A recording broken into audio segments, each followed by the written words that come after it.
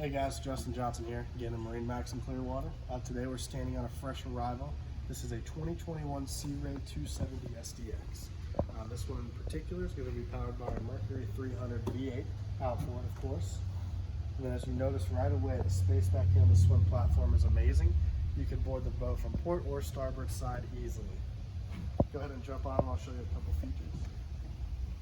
You notice first thing here is going to be a very great sun lounge for up to 3 or 4 people. Dedicated walk through here to our cockpit for easy access. And just a fantastic layout here. You know, you could sit plenty of people here and still maneuver around well, even with the table here.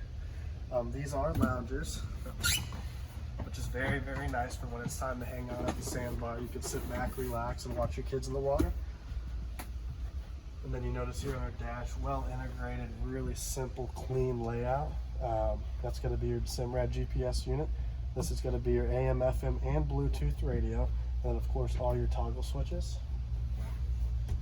As we get a little closer to the bow here, you'll notice 2 very, very nice loungers for 2 people with flip up and flip down armrest. If you'd like to know more about this boat, please feel free to reach out to us again at MarineMax in Clearwater. Thank you very much.